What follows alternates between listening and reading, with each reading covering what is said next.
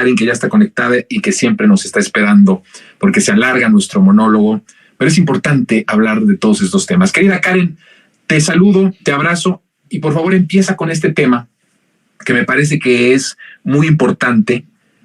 Lo decía al principio del programa con el maestro Paco Cruz y decíamos de la dignificación, decía Paco, de la dignificación del periodismo. Y desde el punto de vista del periodismo, tú que eres además una profesional en la comunicación, Karen, platícanos por favor cómo percibes todo esto que se ha estado dando en las últimas semanas y que ha sido tremendo en cuestión de dinero, de recursos, de mentiras, de todo lo que se ha construido alrededor de esto. Adelante, mi querida Karen. Hola, John, hola a toda la audiencia. ¿Se escucha bien antes que nada? Sí, ¿verdad? Te escucho muy bien, sí. Perfecto. Perfecto. Pues es el tema, ¿no? Justo el tema y el debate de la ética entre cuáles son los límites de un periodismo honesto, de un periodismo al servicio de la gente y un periodismo mercenario y al servicio de quienes lo están pagando, queda siempre abierto y hoy lo estamos viendo más abiertamente y abruptamente que en años pasados y que en elecciones pasadas, porque sí es importante el contexto para entender qué es lo que está pasando hoy en día. Ya han salido notas de 4 medios diferentes que están intentando vincular al presidente López Obrador con, curiosamente, la misma narrativa que la oposición trae en todas partes, que es el tema de vincular a López Obrador con el narcotráfico. A mí me parece que sí es digno de cuestionarnos, porque aquí no somos ingenuos, además, ¿qué es lo que está pasando? ¿Por qué si la oposición empieza a lanzar estas tendencias en Twitter, estas campañas que vinculan a AMLO, narcopresidente, Claudia, narcocandidata con el crimen organizado, y los medios, o al menos algunos medios también refuerzan este mensaje, pues resultaría sumamente ingenuo pensar que es algo aleatorio, que es una coincidencia. Más bien, como somos periodistas, siempre nos gusta pensar todo mal y lo pensamos el doble. Y aquí queda abierta una sugerencia importante de quiénes son los que están lanzando estas campañas de odio que curiosamente vinculan a la oposición con medios de la derecha, medios los más conservadores que existen hoy en día, tradicionalistas, fundamentalistas, como queramos entender. Y entonces cabe aquí preguntarnos, ¿cuáles son los límites de hacer un periodismo? ¿Hacemos un periodismo para enriquecernos o lo hacemos para servir a la gente? Creo que el periodismo y el servicio público tienen mucho en común, porque si se busca enriquecerse vilmente, pues yo creo que hay otros caminos, ¿no? El periodismo honesto, el periodismo congruente está siempre al servicio de la población, ya sea la población de aquí de México o si estamos en otro punto, de donde sea. Eso es la principal diferencia entre la ética de un periodista y pues el periodismo mercenario. Ya lo decía Kapuscinski, ¿no? Uno de los maestros del periodismo. Los cínicos no sirven para este oficio. Y es totalmente cierto.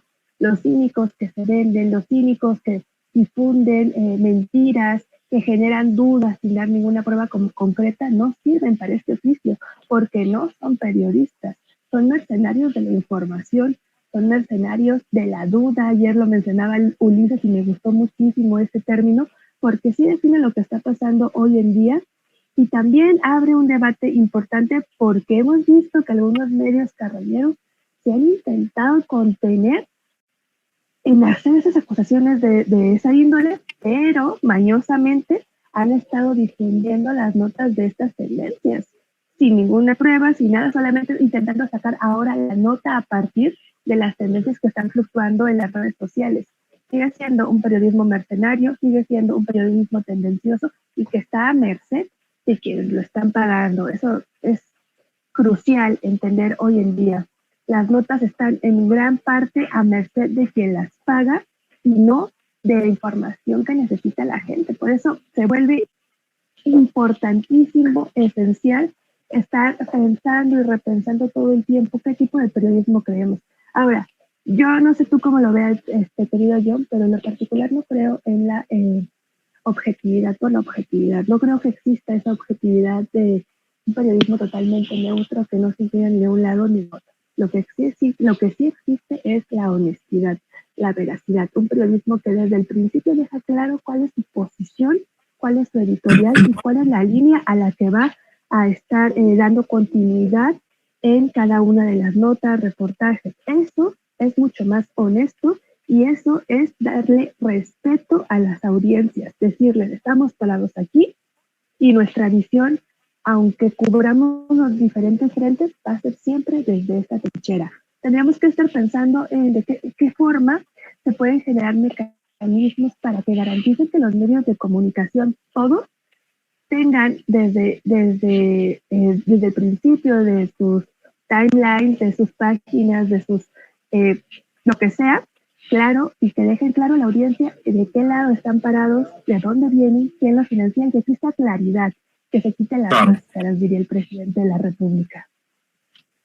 Qué interesante eso que mencionas, querida Karen, porque efectivamente yo soy uno de los más grandes críticos de que se diga que Estados Unidos es un manantial de democracia. Yo pienso que de hecho es la peor democracia que existe. Todo está supeditado a las armamentistas, a las farmacéuticas, a un montón de poderes fácticos, ¿no? Y además terribles, y que han sido perjudiciales en el mundo entero, no solamente para ellos como pueblo, o para su nación, sino para el mundo entero.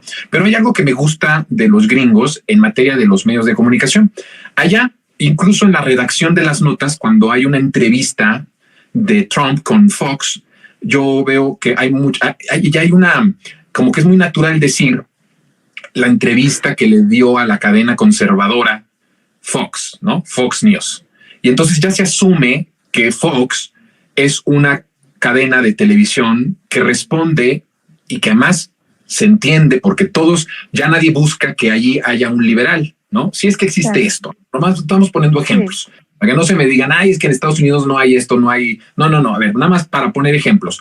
Nadie se asombraría entonces de que en Fox no haya algún liberal o no haya algún izquierdista, por decirlo más ilustrativo, escribiendo o diciendo algo ahí, porque ya saben que son conservadores. Entonces ya te atienes. Si tú te asumes como conservador, te asumes como alguien que le gusta el conservadurismo, pues entonces estás consumiendo Fox. Y entonces hay al menos una idea de por qué se dice lo que se dice, cómo se dice lo que se está diciendo, a quién entrevistan, por qué entrevistan al contrario de la forma en que lo entrevistan, porque ya se sabe que son conservadores y que van a rechazar o van a darle más plenitud a los políticos o a los intereses conservadores.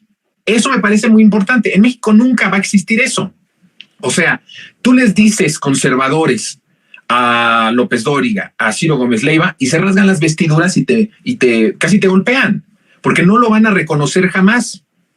Es como tú dices, no existe el ser objetivo, lo que existe es la honestidad, y eso no es lo que ellos tienen, porque han servido siempre los intereses de los conservadores, pero no se asumen conservadores. Se hicieron millonarios por el régimen conservador, y no se asumen conservadores, o sea, no se asumen salinistas neoliberales, no se asumen peñistas, no se asumen calderonistas, cuando ahí hicieron su gran fortuna. Entonces, eso es una falta de honestidad, que si lo tuviéramos de una manera democrática, pudiéramos decir, bueno, ya sabemos que Grupo Fórmula es la conservadora Grupo Fórmula. Entonces, ni les exiges nada, pero ya te atienes a saber por qué dicen las cosas y cómo dicen las cosas y a qué intereses sirven. Y es totalmente distinto a que ellos se visten de plurales, dan una cuota de pluralidad poniendo a Juan, hola Juan, ¿cómo estás? Poniéndolo ahí, y entonces ya pueden decir, miren, somos bien plurales y somos bien objetivos. Pues no es cierto, es toda una trampa. Eso es algo que tendríamos que avanzar. No sé si se venga por el lado del gobierno o de una ley, pero la ciudadanía tendría que empujar a que por lo menos tuvieran la decencia de como las etiquetas del doctor Gatell, que se pusiera este programa, esta empresa, son dueños estos y estos dueños de esto también tienen intereses en esto y esto. Bueno, entonces ya tú entiendes, pues claro, vas a fregar a Gatell porque dentro de tus inversionistas está alguien que distribuía medicamentos, ¿no? Ya sabes a qué te atienes. Eso sería el país de ensueño, una democratización de ese nivel, mi querida Karen. Claro, pero son pasos que se tienen que ir dando poco a poco. Creo que en el siguiente periodo urge esta reforma a la ley de medios, que queda todavía pendiente. Urge que se tenga una legislación mínima que garantice que todas las mexicanas y todos los mexicanos tengamos derecho a la comunicación. El derecho a la comunicación implica todo lo que estás mencionando de forma bastante acertada. Implica tanto el tratar con dignidad y con respeto a las audiencias, el que se deje claro cuáles son los intereses que existen en cada una de los grupos mediáticos y que las personas todas tengan acceso a la transparencia en los medios corporativos, porque mucho se exige por parte, justamente, ¿no? E irónicamente, por parte de estos grandes grupos mediáticos. Se exige transparencia a los diferentes servidores públicos, a los diferentes órdenes de gobierno, pero ellos no transparentan nada. No sabemos quiénes son los que están trabajando ahí, quiénes son los que están, sobre todo, invirtiendo en estos grupos mediáticos, quiénes son los que están encabezando y cuáles son los intereses que existen detrás. Y cuando no hay esa claridad, pues claro, es muy fácil venderse como una prensa objetiva que busca hacer frente al poder político, pero no nos habla nada de los intereses económicos que existen detrás de todos estos grupos empresariales que muchos de ellos se disfrazan de medios de comunicación, pero que no, solamente son otra lista de diferentes empresas o de diferentes corporativos de empresarios. Y eso es bien preocupante, y eso también es atentar contra la inteligencia de todas y todos los mexicanos, porque parece que todavía están en una época en la que pues se consumía porque no había otra opción. Hoy los tiempos han cambiado, las dinámicas de acceder a la información se han transformado, y aunque ellos sigan con estos claroscuros en los que no se termina de saber quiénes son, qué están haciendo y a qué lógica obedecen, la gente no es tonta, el pueblo no es tonto, y lo está aprendiendo de manera empírica, a prueba y error, viendo, comparando y pues haciendo su propio juicio, pero eso no garantiza que eso baste. Se requiere una legislación importante para que ellos también se pongan en reglas y piso mínimo a partir del cual todos podamos saber qué tipo de información estamos consumiendo y con base en ello sí, seguir consumiéndola con esa base de lo que es, de lo que representan, o dejar de hacerlo o tener una comparativa mucho más real que, reitero, respete a las audiencias, porque parece hoy en día que se burlan por completo de ellas. No, se han burlado durante tanto tiempo, Karen, y ahora en tiempos de verdadera democracia y de tanto consenso popular a favor de un proyecto colectivo, de un proyecto de nación que significa la salvación del país, imagínate, se siguen queriendo burlar, se siguen burlando de la misma forma. No están entendiendo que este país ya cambió, que este país empezó a cambiar y que ya tiene, como tú decías muy atinadamente, otras dinámicas, pero ellos siguen queriendo engañar de la misma forma, burlarse de nosotros de la misma forma y engañarnos de la misma forma. Entonces, bueno, pues creo que eso es importante que vayan entendiéndolo, aunque dudo mucho que ellos mismos lo vayan a entender. Son consorcios económicos, ¿sí? Entonces va a ser complicado. Tal vez lo que tendríamos que repensar y pensar de manera más concreta es justamente en las radios comunitarias, en fortalecer los medios públicos, en fortalecer una red de medios vía internet que tenga recursos suficientes para que pueda seguir invirtiendo y siga siga creciendo la influencia, por lo menos para que puedas competir un poco, ¿no? En el alcance y en la manera en las narrativas, y que al menos le entres a la guerra de narrativas, ¿no? Que no te quedes con una gran desventaja ante esos consorcios que le meten millones y millones de pesos mensuales, solo por ejemplo las redes sociales, ¿no? Televisa le está metiendo $1 millón mensuales solo a redes sociales. O sea, nada más es la cifra escalofriante. ¿Cómo compites contra eso? Tenemos que hacerlo. Sí. Perdón. No, y eso es esencial, porque estoy totalmente de acuerdo con todo lo que estás planteando, Pero, por ejemplo, en el caso de los medios públicos no pueden pautar en redes sociales. No. Al ser gobierno no puedes estar pautando, y eso desde las redes hasta la audiencia, hasta el alcance, ya genera una desventaja competitiva en términos de audiencia. Sumado a ello, todo el dinero que se invierte para la producción, pues hay asimetrías importantes que todavía se tienen que solventar y que son de urgente atención, sobre todo respecto al alcance que tienen los medios públicos en comparación con los consorcios mediáticos. Ahí estamos en una situación de repensar cómo se debe de trabajar o de reorientar tanto el presupuesto como la administración y sobre todo la ejecución de un sistema de televisión, de radio, un sistema público de medios de comunicación, incluyendo redes sociales, que son nuevas formas, nuevos canales comunicativos que todavía no hemos terminado de lograr unificar, y aunque hay esfuerzos importantes, pues todavía falta mucho más para que se tenga una coordinación y una red de redes que tenga salida desde los medios públicos, desde las redes sociales, y un alcance mucho más coordinado que le pueda hacer frente, aunque sea un poquito, a estas grandes corporaciones de los medios.